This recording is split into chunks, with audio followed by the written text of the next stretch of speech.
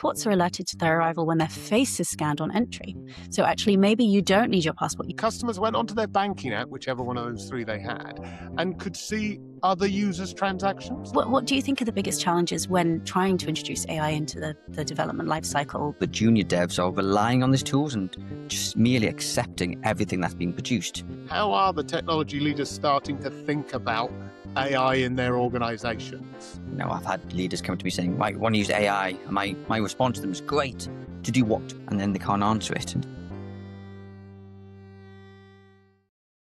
Hi, everybody, and welcome to episode 14 of the CTO Lens with me, David Crawford, and the ever-lovely Sophie Ballantyne. How you doing, Sophie? Had a good week? I'm good. Yes, I'm good. Great to see you, David. I had a lovely week. I had a very busy week, lots of sort of Mother's Day things happening across the weekend. I'm not a mother myself, although I did lose a fight with my cat this morning. But I do have a mother, and so it was nice to sort of send her some flowers and things along those lines. How was yours? Did you have sort of kids running around making you absolutely terrible breakfast in bed? No, because my children are 28 and 24, Sophie. Well, maybe they can't cook. You never know. It took me a while. No, they're very, very firmly left home.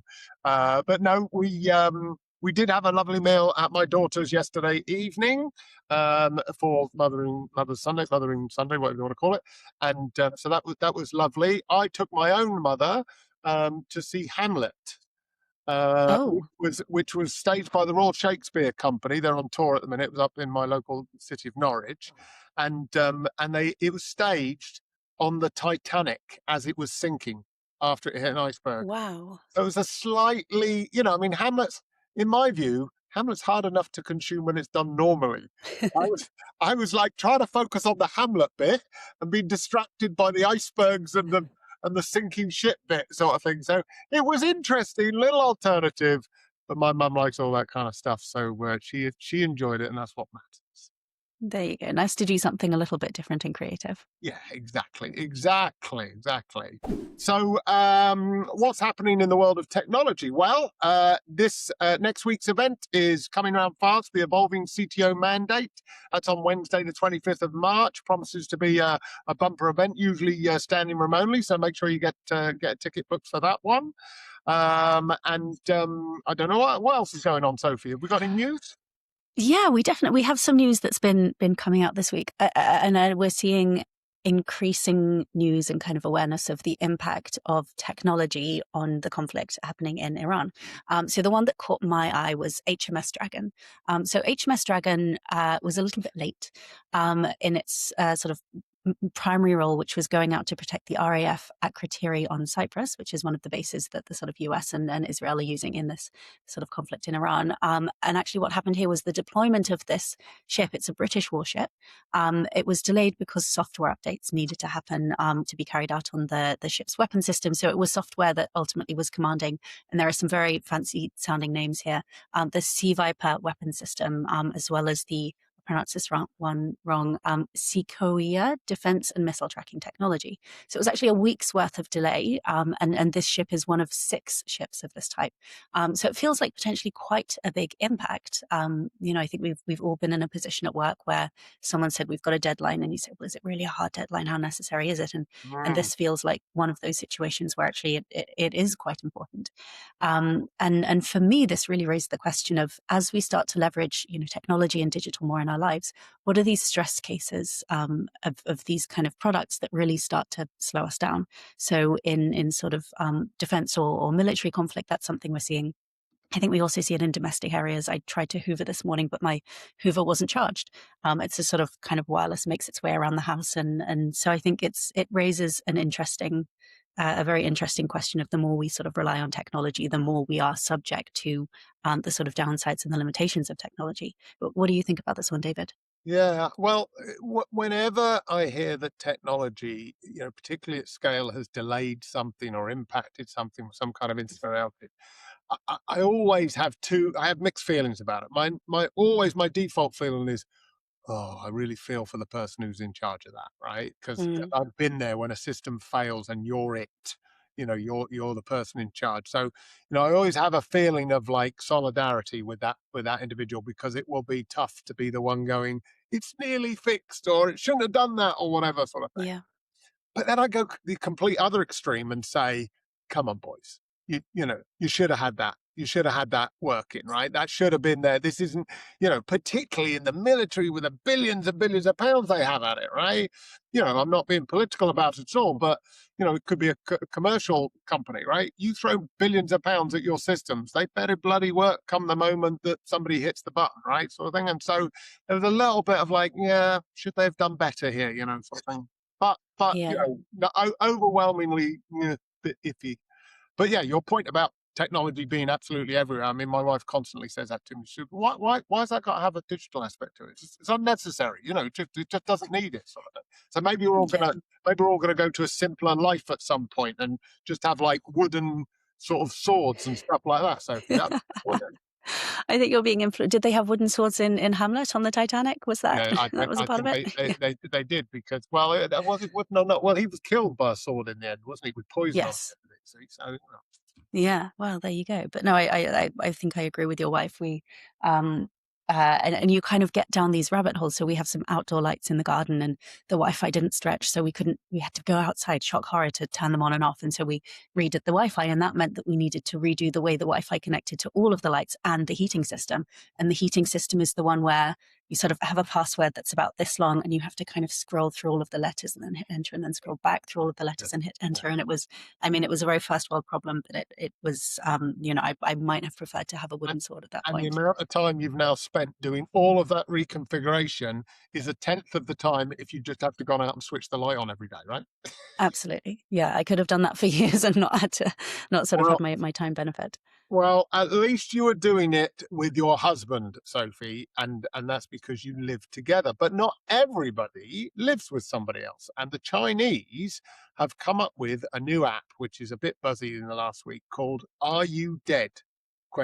So I'm doing this with a little bit of tongue-in-cheekness here, but there's a serious aspect behind it.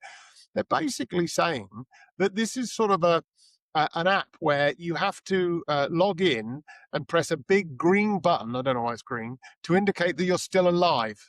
Don't laugh. This is the proper app that people are using. It's the number one app in China at the minute, apparently, right? The idea is you're just checking in with, I don't know who you're checking in with. I think it's a system, right? You're checking in with the system, say, I'm not dead, I'm still alive. Apparently, this is driven by a huge number of people who are living and working alone because they're working from home, living alone in China and elsewhere in the world. And so it's just a touching thing. It's just a little kind of like, is everybody okay? Is it all going on? And when I saw this, my first reaction was, this is a bit jokey. This is a bit whatever. But then actually, I heard just this weekend, now this was an older gentleman, but I heard just this weekend of an older gentleman in my family who fell in his flat. He lives by himself. He fell down and he had a red button, the red button that you can wear around your neck and press. And he fell down and was confused and forgot he had a red button, right? And so, it was only a few hours actually. His cleanup came and found him, and so that wasn't too bad, and he's now recovering well. But my point is, actually, this app is you've got to do something rather than if you fall, you got to hope you get to the red button, or I hope you remember to press it, or whatever. So I thought, I don't know, maybe this is a serious app. Maybe there is something in this. I'm not sure I want people to know that I'm alive every 2 days, but what do you think? It is interesting. It reminded me very much of and again, this is not a political podcast, but there's a website called isthatcherdeadyet.co.uk, which was kind of tracing, if and when Margaret Thatcher would die, which you can go to, at any point since it was incepted, and it would say yes or no. It currently says yes. But I think it's a really, really interesting concept. I think for me, the challenge is, kind of having this button that you press every day and people check in and go, yes, this person's alive. What is that substituting? So if I want to know someone's okay, I like to text them and say, hey, are you okay? Are you still alive? But also, how are you doing? Let's have a chat. Let's have some sort of human connection. And particularly because this app is for people who live alone, who could potentially benefit more than others from a little bit of human connection. As an individual who was thinking of someone who lived alone, I would much rather pick up the phone and say, okay, are you alive? but also how are you doing? Let's strengthen our relationship rather than just checking out. So I don't. I'm not too sure about it, and I can see this working in cases of, people who have mental health issues, and actually replying to that message or answering that phone call can be challenging, but they do want to let their loved ones know they're okay. Or, if you're on a writing retreat or a silent retreat or something where actually you really don't want to communicate with people for different reasons, but you do want to let them know they're all right when you're not communicating with them otherwise. Right. I think the mechanism is really interesting. This kind of like safety net and reaching out to your community is, I think, really powerful. I worked with a team. There was a company called BioBeats that was acquired by a company called Humor that I worked for years ago. And their solution was actually, it was kind of wearables based, and it would, using wearables, check, are you okay? And if you're not Right. okay, it would give you a notification, but it does make you wonder, could it give your friends and family a notification to say, listen, this person's really stressed. Maybe you should check in with them and check that they're doing all right, because they might not be in a position to reach out themselves. So I think there's an opportunity. I think it opens up an interesting space. My fear, though, Sophie, is that my dad has one of these wearables and takes it off to get in the shower, and he's luxuriating in the shower. I get a bit worried and walk in and have to see him naked in the shower. You got to have safeguards in here, Sophie. We can't go too fast on this technology. Anyway, we're not dead yet, Sophie. And one of the reasons is, I imagine, just like me, you have a smartwatch, right? Exactly. Some kind of thing, and it's tracking you when you go out running or to the gym or sleeping or whatever it is you're doing. And there's a lot of these out there, but actually a few people have been abandoning them recently, right? And have been saying, actually, my smartwatch is making me a worse runner, or a worse person at the gym, or worse swimmer or whatever, because they're becoming, in a nutshell, obsessed with the metrics associated with it. The measurement, the act of measuring every little aspect of our physical movement, exercise, breathing, being alive, all of that kind of stuff, sleeping, is stressing people out. That's a bit weird. What do you get stressed out by your watch? I think I mostly get annoyed and let down by my watch. So I think there are a couple of different situations where this happens. One is that I share a PT with my sister, and we go on different days, but it's the same PT. But last week I went with her, and it turns out she trains a lot harder than I do. So I came back from this. I know. She's just better, stronger, faster, all of these things. So I came back from the session and went, that was a fantastic workout. It's really set me off brilliantly for my weekend. And then I looked at my Whoop, and it said that I had burned 200 calories, and they give you a kind of score of how much strain you've done. And that was, like a 9, and 9 isn't great. You want like a 16 or something. And I went, God, well, if, all of that effort and I only get 200 calories and a 9, is it really worth it? And that it can be very demotivating. The other one is that it often tells me I've slept brilliantly when I know I haven't, which one feels like gaslighting, but two, I once tried to excuse myself from some drinks by saying, listen, I actually slept really terribly last night. And I know I did. I was looking at the clock all night. And I went to show my Whoop to prove it to the person I was failing on. And it said, you slept for 8.5 hours. Fantastic quality sleep. And I thought, I want my Whoop to be in my corner, not sort of, tricking me. So I think it is complicated, and I think it's wonderful to have data. When the data isn't necessarily accurate and we're trying to use it in ways to support us, that can be really, really challenging. But I do wonder whether we'll see potentially an exodus from people using these devices as they start to realize how they can be let down or what those negative externalities are, potentially until the algorithms or the design gets a little bit smoother, more effective, more supportive. I think that the general consensus is that if you need a bit of motivation, a bit of help to do some more exercise or to concentrate on your well-being or whatever, they're good for that. They're good to sort of get you into a routine, and you sort of, enthusiastically go, oh, look, I've done a few more steps and I've done a bit more of this, But if you're a sports person or a fitness person who does a lot, then actually it can become the thing that you focus on too much rather than the actual exercise that you're doing or the enjoyment of the exercise. So, but then I think to myself, well, that's life, isn't it, right? I get enthusiastic about a diet or an exercise regime and I go for it. And then after month 1, I'm like, I'll just have a biscuit with a tea. I'll be all right. And then after month 3, I'm like, I don't probably need to go to the gym today. So maybe we need to sort of like every 3 months, just have a smartwatch detox for a little while, and then bring it back into our lives to give us that momentum again. That might be a healthy approach, right? Absolutely, all about that neophilia. So, David, do you have any holidays planned this year? Well, I got to tell you, Sophie, I wish you hadn't brought this up because I'm very, very depressed about this. Normally, Oh. by this time of the year, March, I'm seconds away from going and lying on a beach for 10 days. And B, I've got at least 2 other holidays booked.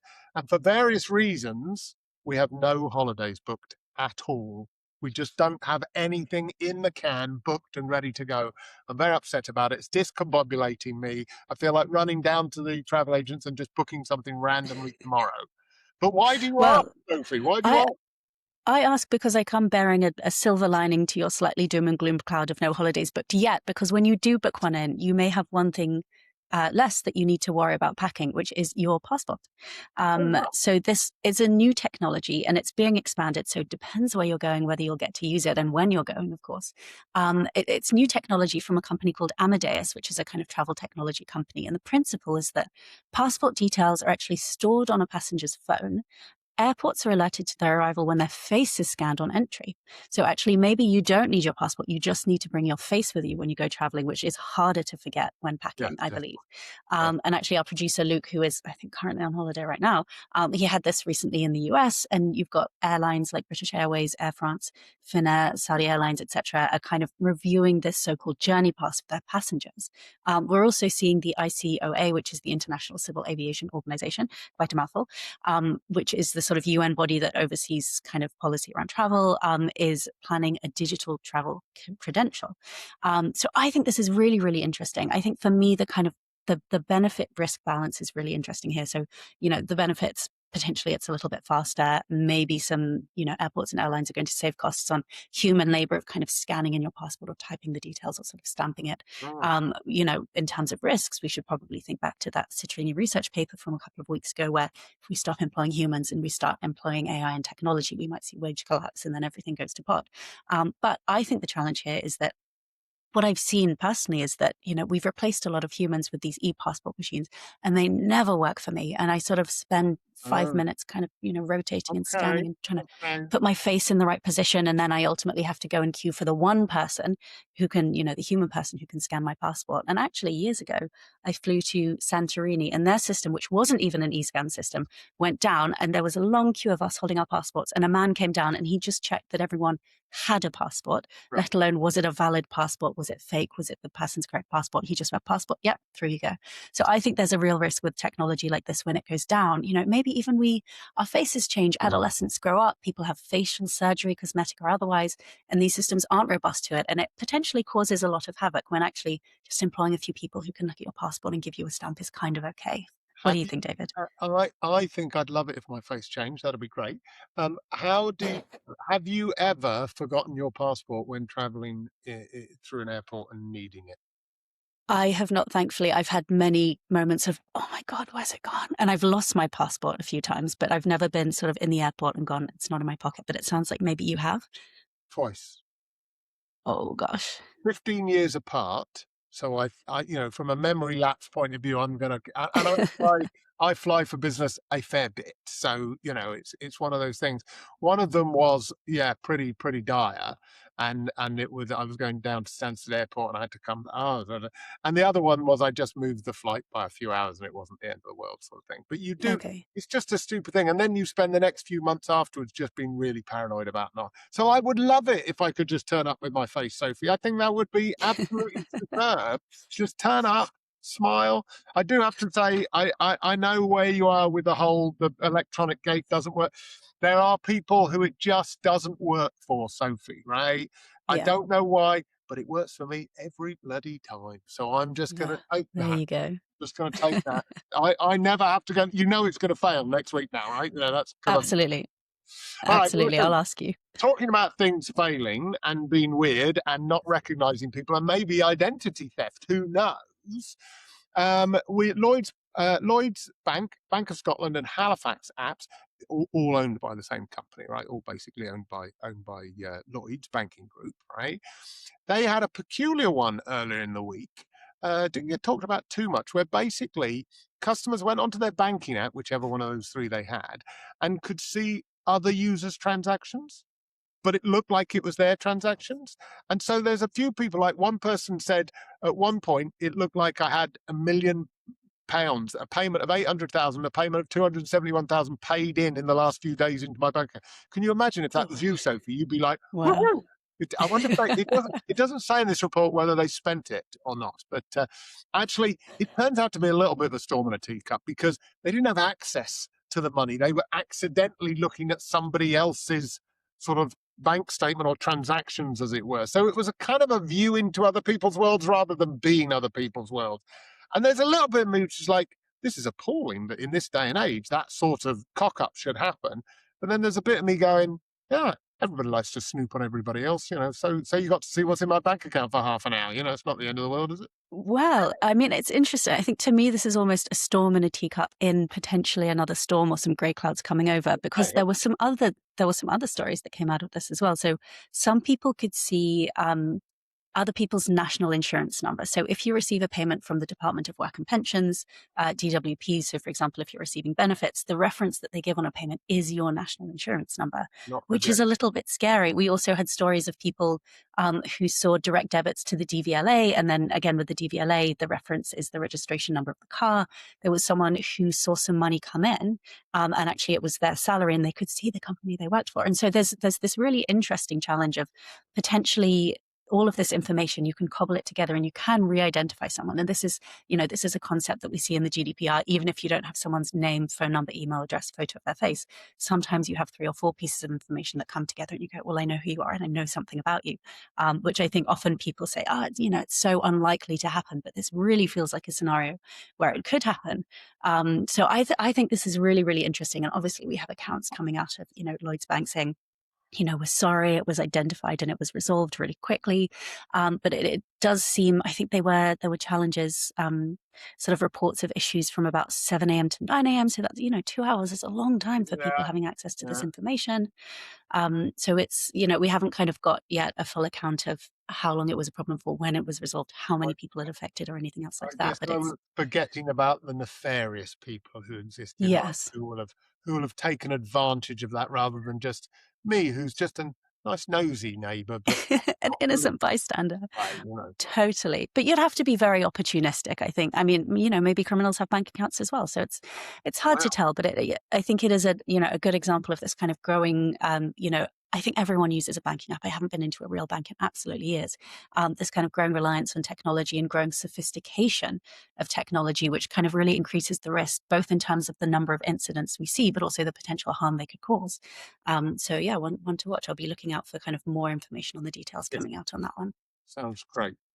And you got an update for us on something we've talked about recently. Absolutely. One final very brief update on, what's happening with social media. Obviously, there's a lot of things happening with social media at the moment. The recent update is that Ofcom and the ICO have asked a number of social media companies, Facebook, Instagram, Snapchat, TikTok, among them, even Roblox, actually.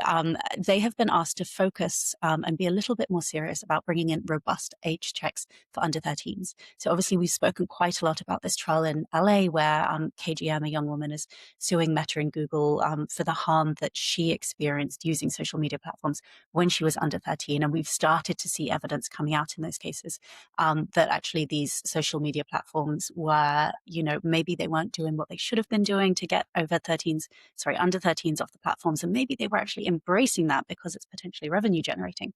There was a really fantastic quote from the Ofcom CEO, Dame Melanie Dawes. She said, we're not saying it's a completely blank sheet of paper that these companies need to address, but they haven't gone far enough. And interestingly, she added, it's putting the spotlight on them and asking them to account for what they're doing, not through a Silicon Valley press release, but on the UK public's terms. So, this isn't something that these companies can get away with putting out a press release and say, we're going to improve. It's absolutely fine. Don't worry about it. They're actually asking them to make change. I actually wasn't aware that a lot of these platforms use self-declaration. So just a button that you press to say, I agree, I'm over 13, which feels a little bit weak. Yeah. And there are numbers from Ofcom that suggest that over 85% of children aged 10 to 12 do have their own social media profile, which is a really, really high number. So what Ofcom is proposing is that these companies start to introduce these kind of robust, effective age checks, which would be similar to the ones that certain services that provide the sort of over 18 content, such as pornography sites, have introduced in recent months. What do you think about this, David? I think I'm going to guess that your response is just get on with it at this point. I feel like you've expressed that as... Yeah, I often do say that. but I think that well, the Online Safety Act, effectively a lot of the parts of it came into force in the last week, and I was listening to something on good old Radio 4 the other day because I'm old now, and they were saying, all of the big social media companies were saying how great it was. All of the companies, the utilities companies, the banks who all have digital entities to them, they were all, yes, it's all good. And the government was congratulating, and everybody was congratulating themselves on it, apart from actual victims of abuse, right? Who were basically like, yeah, it doesn't really cover us much, it doesn't really. So it seems like lots has been done, but then they're not really thinking about those individuals. And so, again, this is like, what's behind this headline? What's actually, where is the benefit? And, you and I, with our healthcare NHS type backgrounds that we have as well, will be thinking patient outcome, victim outcome. What, why are we doing it for them? Or is this just the government, sort of gently slapping the big tech companies, and the big tech companies go, oh, thank you, Mr. Government, I'll now put... It's like, what does this actually matter for the people that it impacts in reality? The victims or the soon to be victims or whatever. So yeah, enough headlines, enough rhetoric. Let's focus on the real humans involved. Absolutely. Yeah, no, definitely. And we sort of had our news roundup last week was really focusing on the human impact of technology. And I think that's something that we'll be keen to bring back. Yeah. So a fantastic roundup of the news. Thank you, David, for walking through those with me. We've got Andrew Murphy who's joined us. Hi, Andrew. I'll get you to introduce yourself in a minute. But we're going to be talking to Andrew about how is AI reshaping the software development life cycle. Now, we've had this recently. It's been a part of the engineering summit that we've got, or it will be part of the engineering summit that we've got coming up on May the 20th, because one of our panel themes there is all around AI and software development. So it seemed appropriate to get somebody's opinion. Now, Andrew has spent over 15 years building and scaling high-performing engineering teams across a number of big companies like Accenture, Argus, Schroders, and most recently Wickes.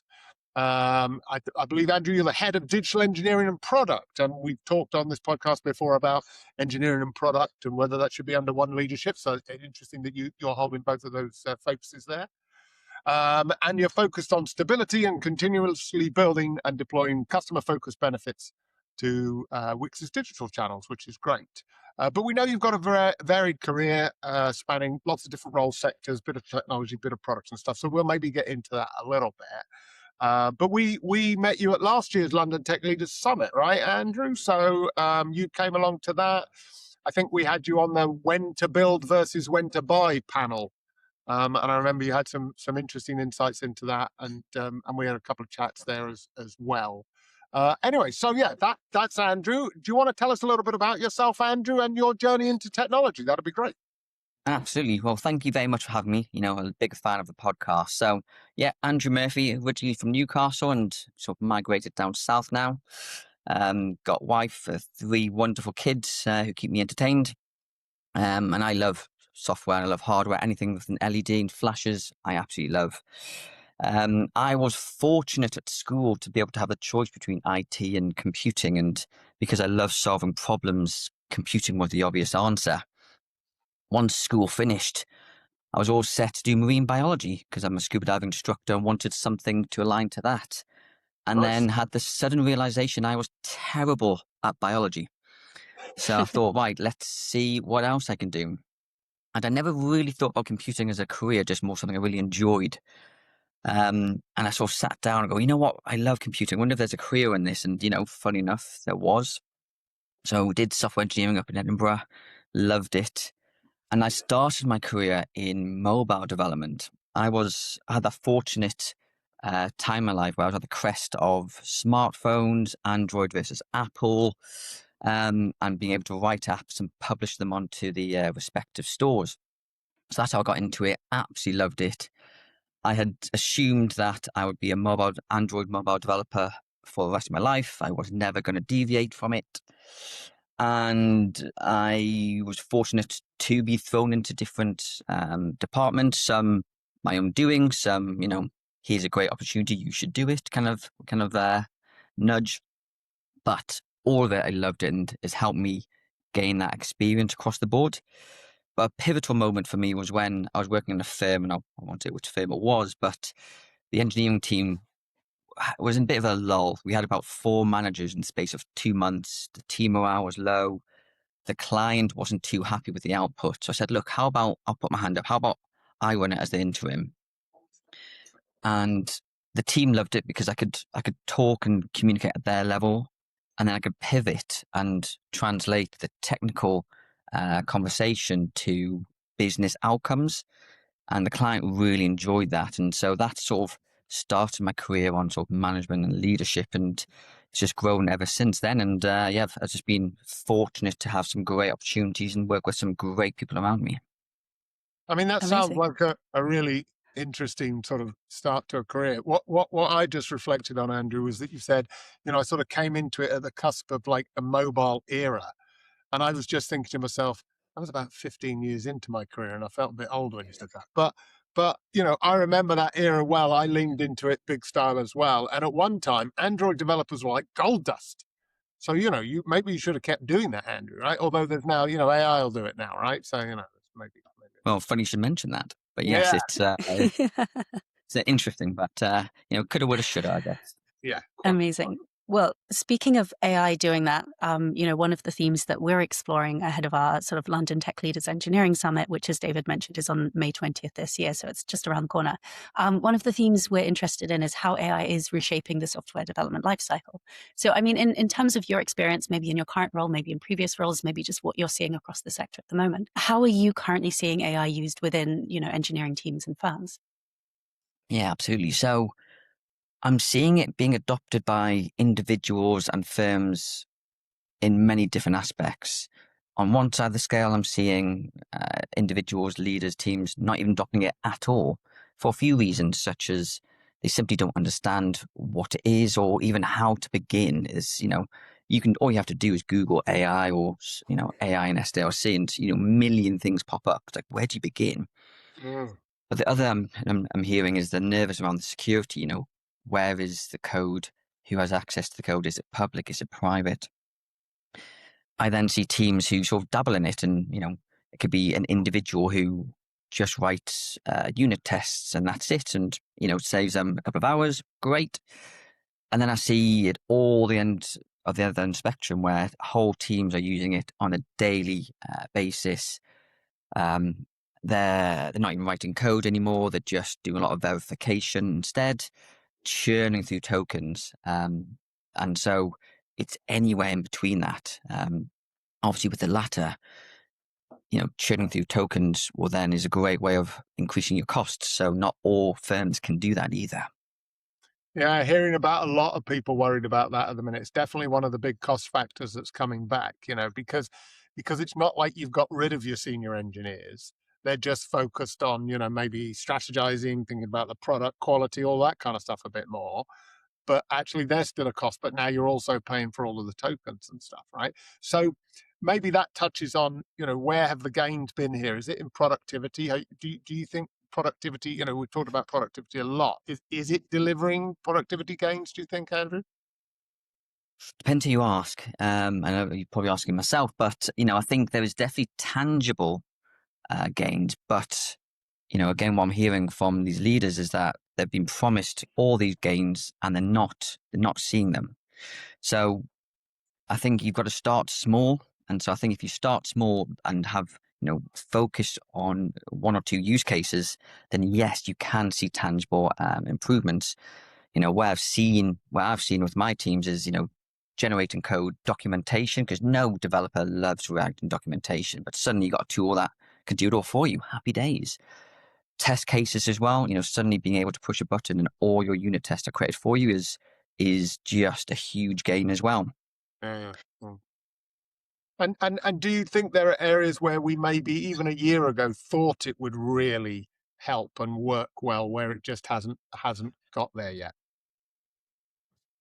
Yes, it's not without its flaws. What I've seen is code, AI generated code doesn't make human mistakes. Great. but it now makes AI mistakes. So it's very, very much not perfect. And what you've got to do is you've got to shift the engineers from actually writing code, and that's where the friction, the bottleneck is, to either left, where they've got to look at, make sure that their requirements are really, nailed down, or right, so it's more verification and validation that what they're producing is valid. Yeah, tricky. It's interesting, and it sounds as though there are kind of reasons and concerns and that people are having, and when it comes to introducing AI into the development lifecycle. And as you mentioned earlier, you see people who are really, really embracing it, and some people who are not embracing it at all. I mean, what do you think are the biggest challenges when trying to introduce AI into the development lifecycle beyond the ones we've mentioned, or even once you introduce it, what tends to go wrong? I mean, how long do we have, to be honest? So, I mean, one that I like to refer to as AI slop, or tech debt 2.0. So, with the barrier of entry being so low, virtually non-existent, suddenly these tools can generate thousands of lines of code within a second. You're actually then pushing the maintenance problems until the future. So, one challenge we've definitely seen, and I've seen personally, is, more the junior devs are relying on these tools and just merely accepting everything that's being produced. Whereas the experienced devs are, checking, validating, and either picking, choosing what they want, or then, just rerunning it again. And then that has a knock-on effect, because if now suddenly senior devs are spending all their times doing merge requests, they're not getting the value of these senior executives. Senior engineers, sorry. But another thing as well is, was picking on that junior devs, these devs who, not all of them, but some devs who rely on these tools, I'm worried that, are we hollowing out the pipeline of talent? What I mean by that is, we all know you structure an engineering teams. You have your lead, you have your seniors, you have your experienced, and you have your juniors, so that the juniors can do that fundamental work, that foundational work, and then come through the pipeline and build strong architectural solutions. If they don't have that foundational experience, what happens in the future? And I'm a little concerned around that. Yeah, And one more absolutely. concern around actually as well is, we all think about where and how these AI models are trained. If I was a CTO, something that would really make me have sleepless nights is, it's not too long in the future where you'll be having models trained on repos that have generated from models, which means you're essentially polluting, your own model. It's model inception, if will. So, if it makes mistakes, it's then learning and thinking those mistakes are valid, and then just perpetuating. Yeah, that is scary. Absolutely. I think model inception is a great name for it. I think it sounds a little bit more exciting than model collapse, but You can have modelception. Modelception, there you go. And so, I mean, it's clear that you have concerns. How are the engineers themselves feeling about it? And maybe there's a separation between sort of the seniors and the juniors. Are they really excited to embrace these tools, or are you seeing some hesitation? No. Most of my engineers are crying out to use it. They want to use it, and if anything, I'm seeing firms who don't offer it. Developers are using that as an opportunity, going, well, maybe I don't want to work for that firm. So, developers absolutely want to use it, but when I talk to them, what they're not conscious of is, unmetered the token rising. So they're very happy to use all the tokens, the fact that they're not paying for it.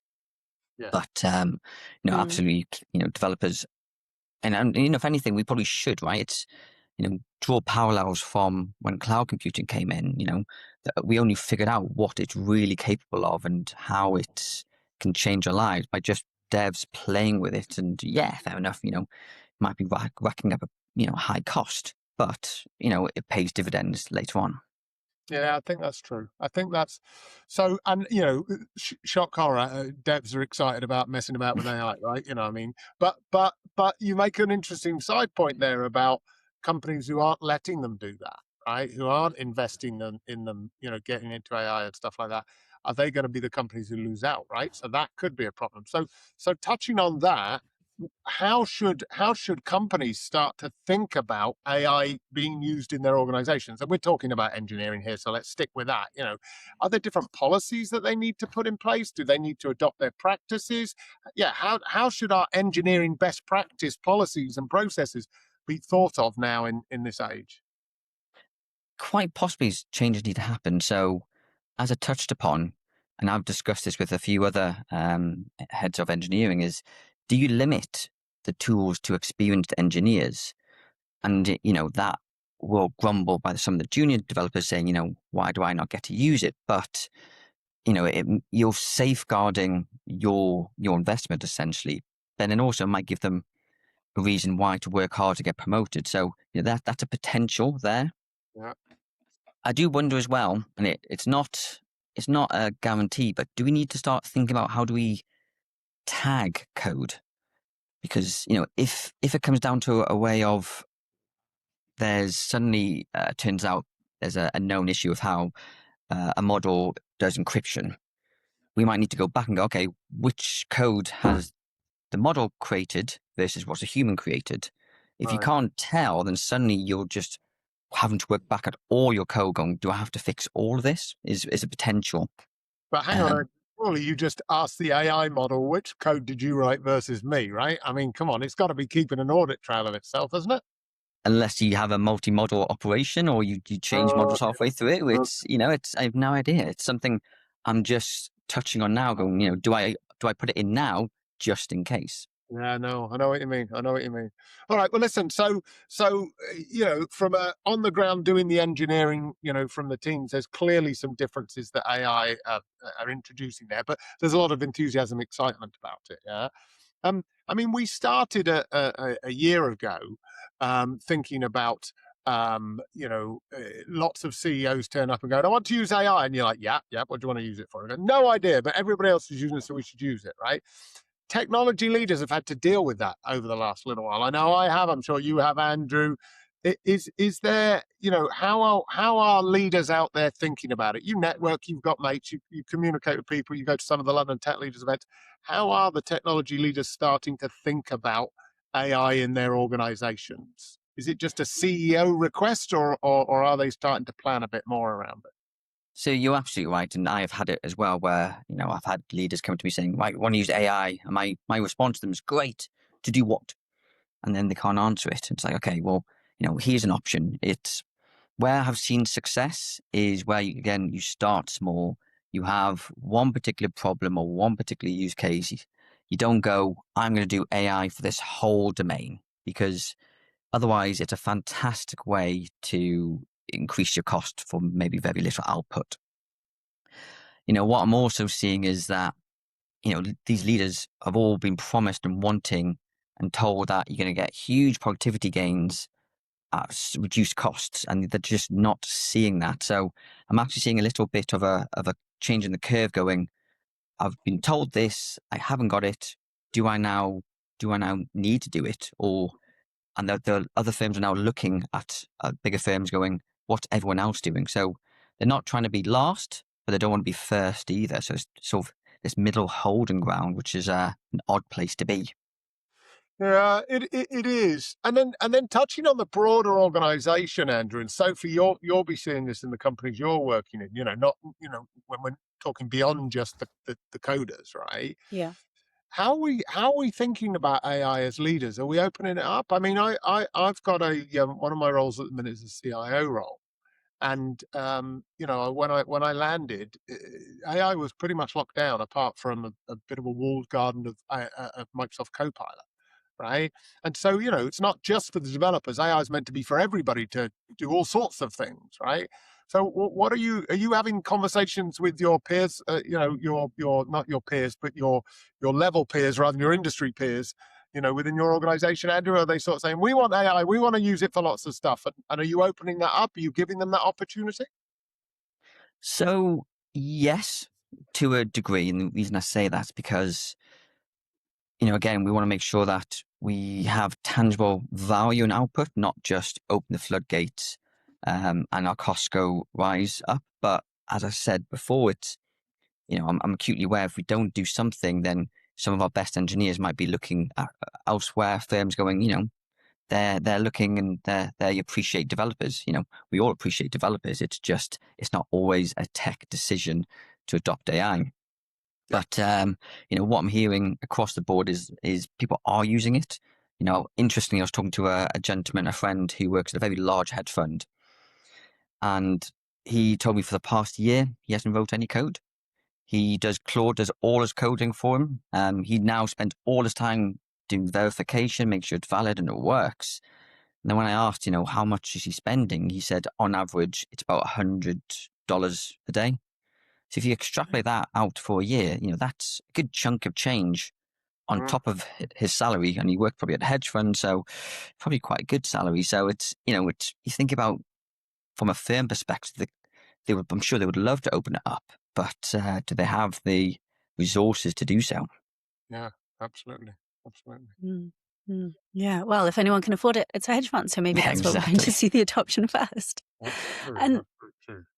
and so I'm also interested, Andrew, in your sort of your predictions for the future. So if you were to look ahead at, maybe the 3 to 5 year horizon, how do you think AI is going to fundamentally reshape the software engineering role? The people who historically have been boots on the ground, writing code, as you say, some people writing less code now and doing more verification. What do you think that role is going to start to look like?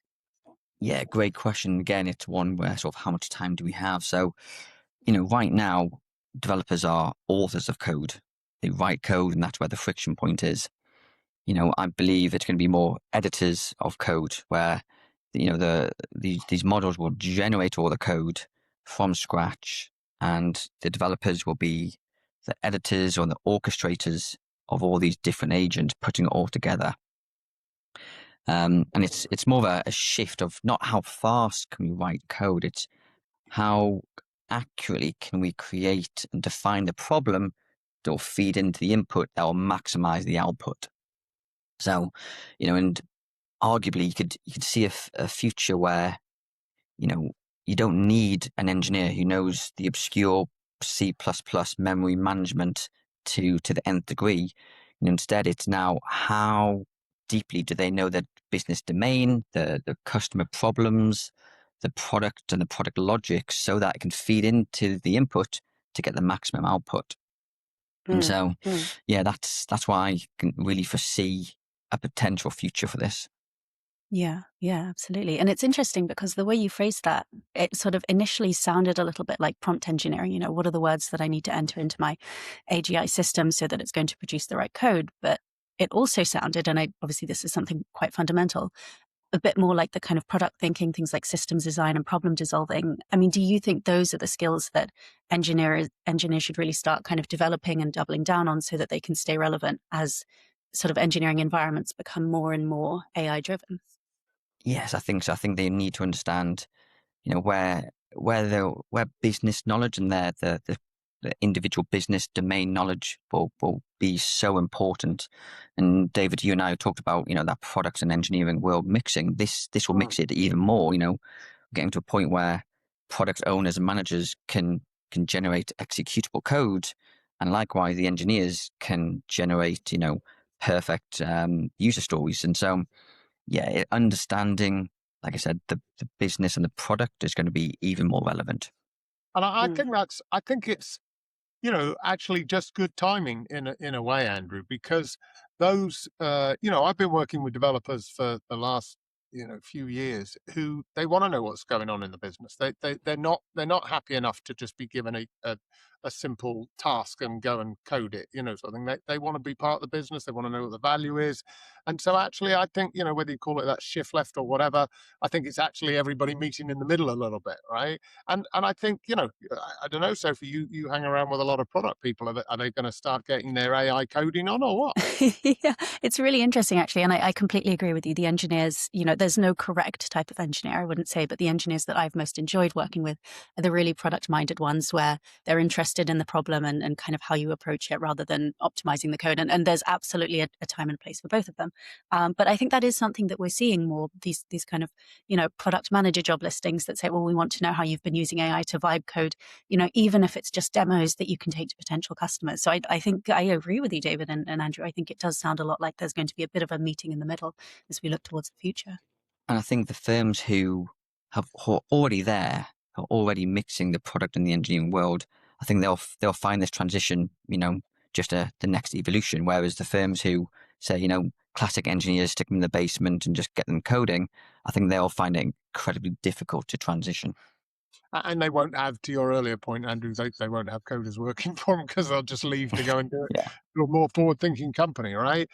All right. Well, listen, as you say, we could go on about this for a long, long time, right? And I imagine we're going to pick it up more and more as we move closer and closer to fully AI coded worlds. Where all the code's been written. I'm not quite believing that, but there you go. But let's wrap up with a couple of questions, which I think that our listeners will really value your input to, Andrew. Which is, if you could give one piece of advice to the engineering leaders, either now in your type of position or who are thinking of going into leadership in this space, about AI and software development lifecycle, about how to bring that together for maximum benefit, what would be your sort of go and think about this, or dive into this, or double down on this? What would be your thoughts? Yeah. So, I think first and foremost, it's don't be afraid to explore. We all go into engineering and technology because we like just diving in and getting our hands dirty. So don't be afraid to trial it. Start small, focus, like I said, on a particular problem or use case, implement and test and observe the results. If it's successful, build upon it. And if it's not successful, share the learnings across the firm. It's all about, failing fast. It's all the things we know about. It's just not being afraid to do so. But then on top of that, underlying all of that is putting the guardrails in so that, costs just don't escalate, and so you don't have to have an awkward conversation with finance or your CTO. I think you're probably the calmest leader I've spoken to about AI recently, Andrew. You're not hyperbolically like, yeah, it's going to solve world peace, but at the same time, you keep sort of saying these are things we've experienced before, with the cloud thing, and just got to contextualize it in that way and be a bit sensible about it. I think that's really good advice our leaders will take away. Yeah, it's amazing. And I think I agree, David. We do hear a lot of kind of concern and nervousness from a lot of the leaders we speak to. But I mean, there's another end of the spectrum. There are things to be excited about too. I mean, Andrew, just as a final question, what are you most excited about when it comes to the future of engineering?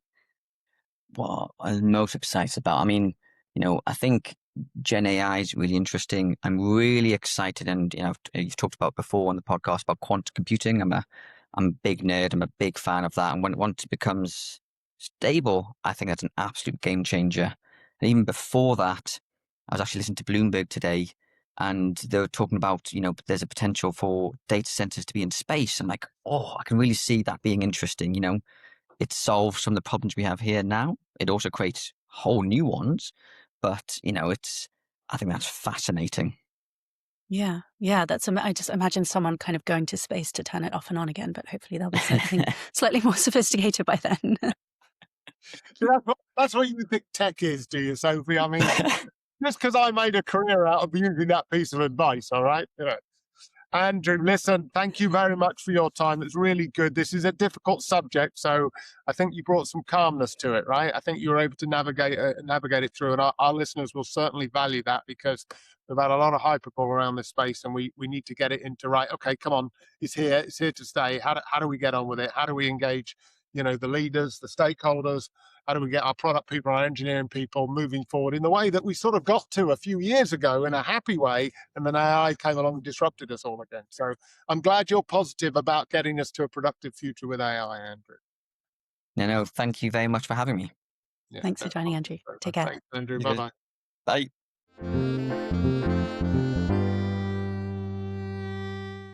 Hello, Quiz Fairy.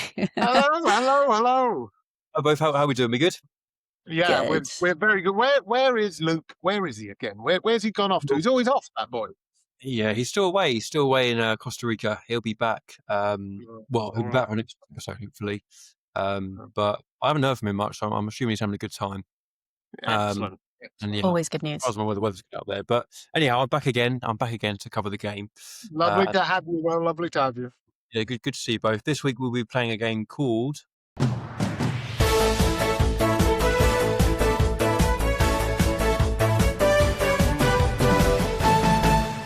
Battle of the Blanks. So this week we played a game called Battle of the Blanks. As we had Andrew on earlier, and I remember you referring to him as speaking at the summit last year. I thought it might be quite good to test your memory on some of the panel titles that we had at the summit last year. So with that in mind, I've removed in some instances one word, or in a couple of instances 2 words from the panel titles that we had last year at the Leadership Summit, and your job is to try and remember what the blanks are. So it's 4 questions each initially. I've also got another tie-break question if it is even, but perhaps we'll do that again just for a laugh. But Sophie, as David went first last time, I have got you down as going first this time. Fantastic. So are you ready to rock and roll? I'm ready to rock and roll. I'm hoping not to embarrass myself by forgetting the names of the titles that I was hosting on. So let's, I'm crossing fingers. What you have done to ensure that it's not as easy is I haven't given you, either of you, titles of panels that you hosted. Amazing. So that's good, because that will cover good up excuse. the fact in case we got it wrong. So that's no danger there. That's good. Yeah, so hopefully that will help with making it a bit more difficult. But anyhow, here we go. So question 1, Sophie, is collapsing blank technology roles. Collapsing blank technology roles. Can you remember what the blank? Collapsing. Okay, so we did have some discussions about this kind of collapsing of like a CTO and a CPO and the CIO and the da-da-da. So is it collapsing C-suite roles? It is. It's collapsing C-suite technology roles. That was the first panel. So good job. Okay, second, and this will also test your listening skills from earlier when Andrew was on, is the next question is when to blank versus when to blank. Is it me? It's still Sophie. Still me, okay. Yeah. Well, I don't know if I'll get them in the right order. I don't know if that counts. So it's when to build and when to buy. Maybe in that order? It was, yeah. When to build versus when to buy. So yeah, that's 2 points so far. Well done. Next question is question 3: blank versus progress. Blank versus progress. Oh, good. Well, I definitely don't remember this one. So what could it be? Blank versus progress. Is it? Is there sort of, because you sometimes have speed versus agility or something like that, but progress doesn't feel like something you would have as a trade-off. I can see David wiggling his eyebrows, so I'm now wondering whether this was your panel and I've been a bad friend and wasn't listening to it closely enough. Maybe okay, I think it's like a pun, and you did privacy versus progress. We did indeed. Oh, wow. Goodness. That is very, if that was off the cuff, that was very impressive. So it was. Privacy versus progress, another one that David hosted. So well done. That's 3 points in total. So last question for your round, Sophie, is harmony versus high blank. I think this was the panel where we spoke about if you have a really toxic kind of high-performing engineer, like should you keep them and keep their work and let them destroy the team or not? So I think it's harmony versus high performance. Correct. Well done. That was a clean sweep. Okay, good start. This is not going in a good way because I am now I knew all of them and they were all my panels or ones I was involved in. And I'm not going to get any lessons with just some egotistical kid who's not interested in anybody else. Right? That's how this quiz is going to go today, folks. Yeah. Well, let's find out, David. I mean, back yourself because you never know. You might remember some of the titles. So here we go. So question 1 for you, David, is AI-powered cyber blank. AI security. Is wrong. It's cyber threats. What? Cyber what? No, AI-powered cyber threats. That was the one you hosted, Sophie. Cyber threats is blooming close. Come on. I mean, in fairness, that was my panel, and I thought you were correct. So, well, if you happen to, I'll give it to you. I mean, I know it's not quite right. No. Let's stick with the rules. Stick with the rules. Okay. Well, if that's the case, no points so far, David. Unfortunately.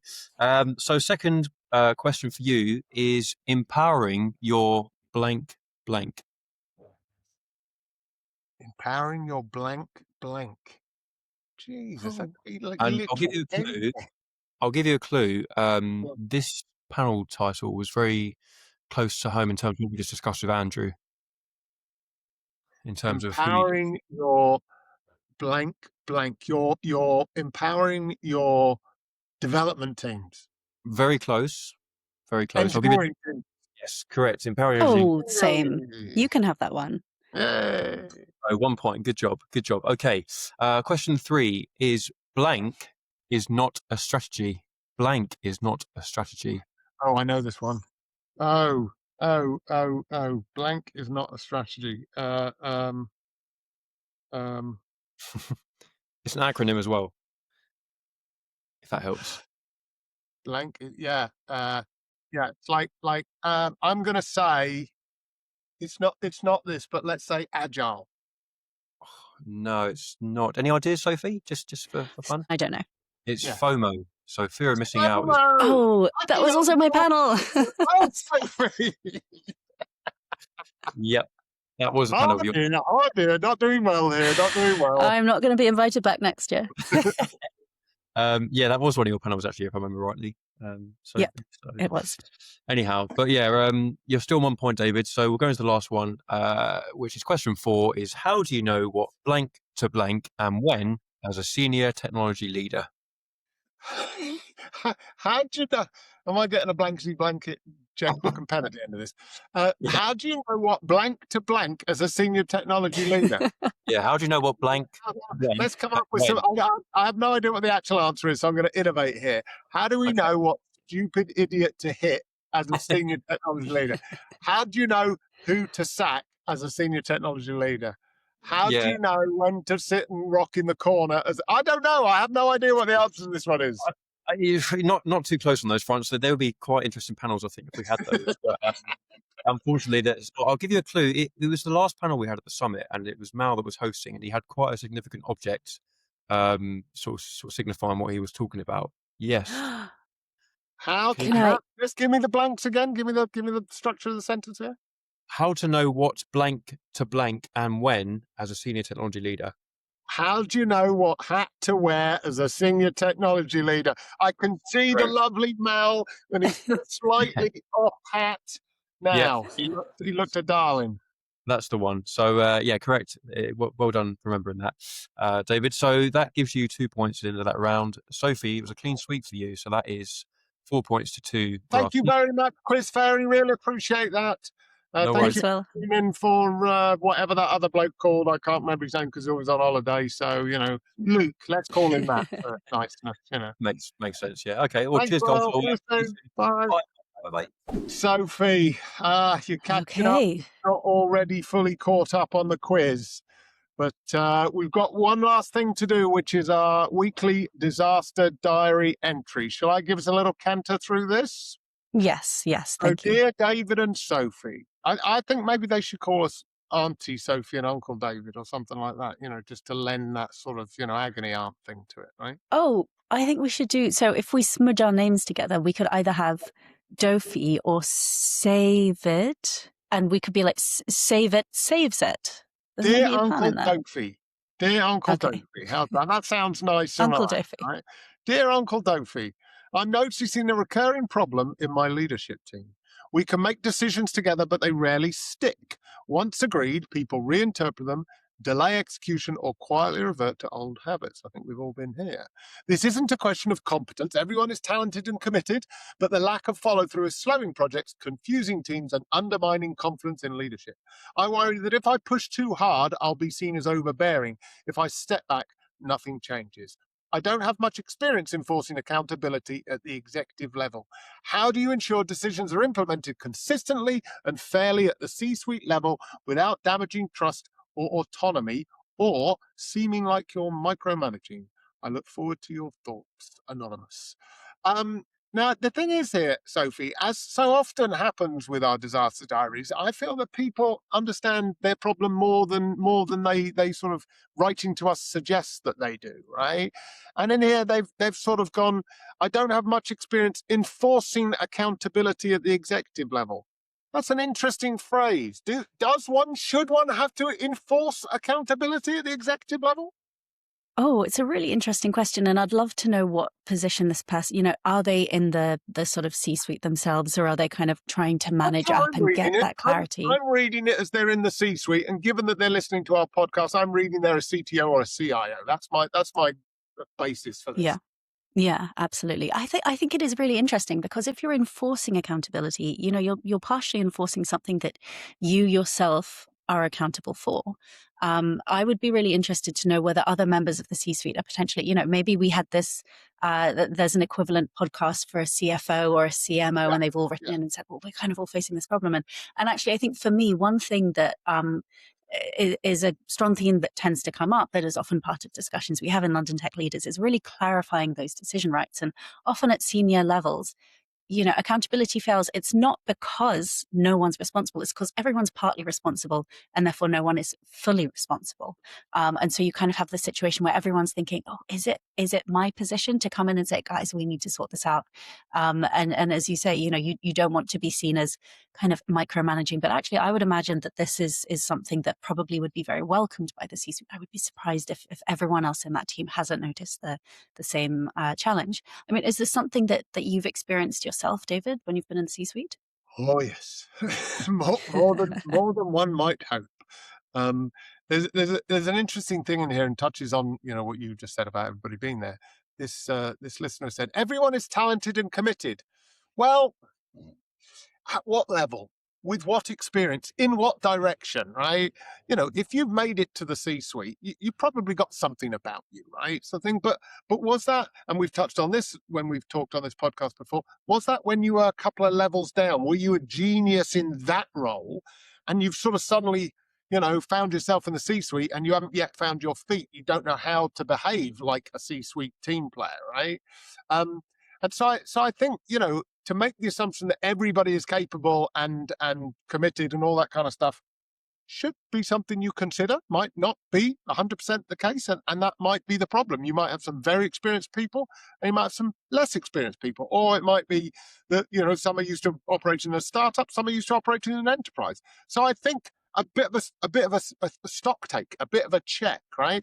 And actually, really great CEOs that I've worked with do this. They get their leadership teams to usually an offsite at a golf club where they offer whiskey at some point, but they get a coach to come in and they do one of those psychometric things, red, green, blue, all that kind of crap, right? So they've done too many of them. And one of the recent additions that I've seen in these coaching psychometric profile things is not only about the individual themselves so that they can read it. I mean, every time I've done one of those, I don't know about you, Sophie, but I read them and I'm like, yeah, there I am. Go figure. It's me again, sort of thing, right? So I know a lot about myself. I'm very self-aware. Doesn't mean I'm changing any of it to be a better citizen, right? But I've got it. So I read this report and I go, yep, there I am again, right? Sort of thing. But they've started adding this bit about how people should engage with you. And then you swap that part of your paper with everybody around, right? And suddenly you're like, oh, so this person prefers data, or this person prefers short, sharp conversations, or one topic conversations, or this person prefers to go for a walk and have a right old gossip, So, and it's that engagement that we have to invest time in, because what this listener is sort of saying here is, we're not good at facing into conflict together. And that, for me, is an extrapolation of you're probably not good at doing anything together because you haven't given yourself together the time and space to learn each other. It's like a marriage, like a relationship. You have to learn each other. You have to learn what annoys each other, right? So then, as a newlywed, Sophie, I'm sure this is something you're going through at the minute. You don't have to tell us anything you don't want to. Anyway, the point is that one of the big things that this listener is talking about is dealing with disagreement or conflict, if you like. Yeah.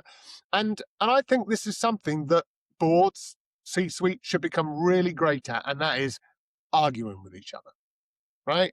Have a good old knock them down, drag them out, everything on the table, argue it out, disagree, don't agree, and then agree what you're going to do, right? And then you stick to it. And as you all walk out of that room, even if you didn't agree with it when you walked in the room, you've all now agreed what we're going to do, and you're all committed to doing it. And that's the important thing. So don't worry about arguing in the room. That's my. Don't worry about it. Don't worry whether you're more experienced in one area or another area. Just get it out on the table. All tell each other that you're in a safe place. You're all going to forgive each other, and then you're going to agree, because that is the only way that boards and C-suites move forward. in my Yeah, absolutely. Yeah, no, definitely, definitely. And I'm really interested in almost what feels like a kind of aftershock echo of this, that it sounds as though they're, oftentimes they're able to make those decisions. They can have that argument, but they don't stick. And this is something that I experienced in my most recent sort of full-time role before I came into fractional work, where we would, you really struggle. And I wasn't in the C-suite, but you can really struggle to get all of the right people in the place. And then you have that conversation and, okay, fantastic, we are aligned. And you come back the next week and say, hey, remember that decision we've made? Here's an update on the progress we've been doing. And someone goes, oh, well, actually, I'm not sure I agree with that decision anymore. And we ended up implementing a number of really, really practical tips that might be of use to this person. So just briefly to share those, I think one was making decisions really, really explicit and visible. So you finish the meeting, okay, I'm going to send an email before the end of the day and write in bold at the top, we have decided to do X. You can't miss it. We also had this kind of what was a steering committee running deck that you would kind of add a couple of slides for every meeting. And right at the end of that, there was this table of decision logs. This is the question that we had. This is who made the decision. These were the key people who had a really strong stake in this decision. This is the degree of reversibility. This is the date it happened, tick, have we tried to go back on it, etc. So that at any given time, people had accessible to them an ability to go back and say, okay, well, what did we actually decide and where did we decide it? That solved the problem about, I'll say 50% of the way, roughly. And what we had noticed, and something I would really recommend to this person, is to look for the sort of structural causes of why you're, sometimes you're reaching a decision, but actually people start to kind of slide back shortly afterwards. And what I found in my situation was that there were some very senior people who were very busy and they weren't necessarily full-time at this company. And that, they wouldn't read the period because they didn't have time, and they would come to 1 in 3 or 4 meetings. And so they really got disconnected from the context, and we didn't have time to reconnect them as an individual to that full context in the 30-minute 1-hour meeting.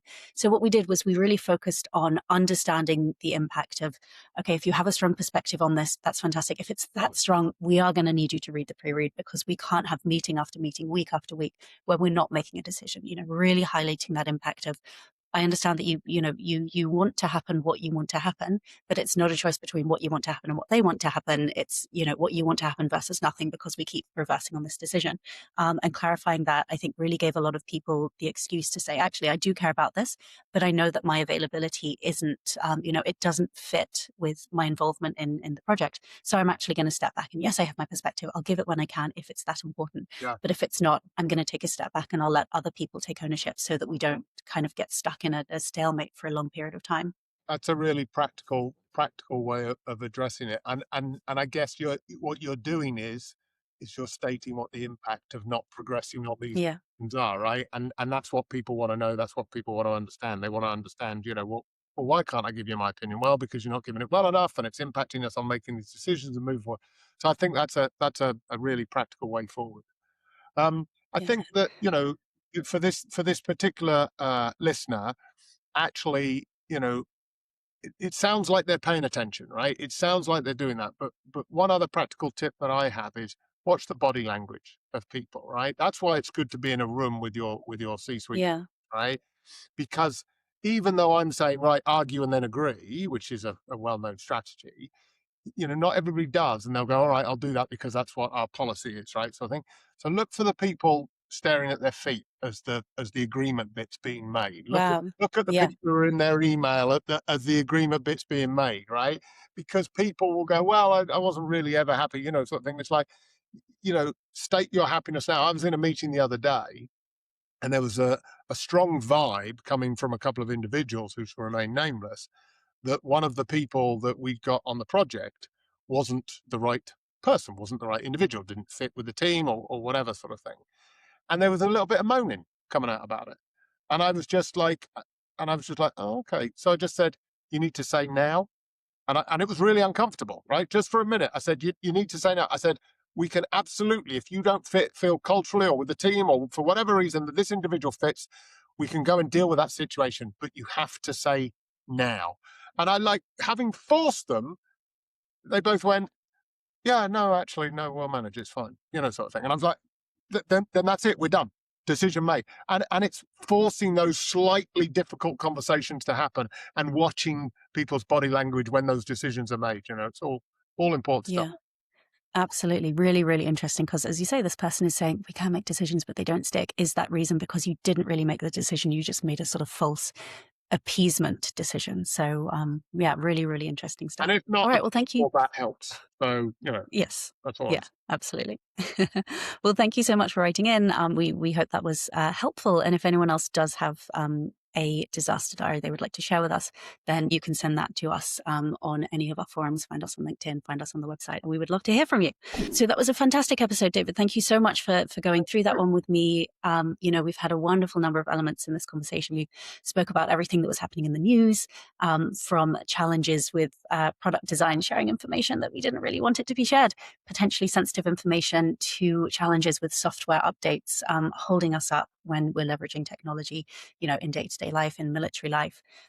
We also had a fantastic opportunity to speak to Andrew Murphy, who is head of engineering and product at Wickes, who told us all about his experience, what he's seeing in the sector around leveraging AI within the software development lifecycle. We had a fantastic mid-episode game, and I say it was fantastic because I won, and we might even be tied with our scores at the moment, but we'll have to double check that and let you know for sure next week. And then we also took a brief moment to discuss challenges with decision making and helping decisions stick within leadership teams. So that is everything from us this week, and we do hope we will see you next week. It's next Wednesday, so that is I believe it is the 23rd London Tech Leaders event, and it's the 25th next Wednesday of March. So do join us. We'll be talking all about the evolving CTO mandate, everything from is being strategic now the most important thing you can do as a CTO, to what do we think is going to happen to the CTO role in the next 2, 3, 5, whatever horizon you care about years. So thank you so much for joining me, David, and I will look forward to chatting with you next week. Thank you, Sophie. Don't forget to subscribe on our platforms, everybody. Have a great week, Sophie. Speak to you soon. Bye.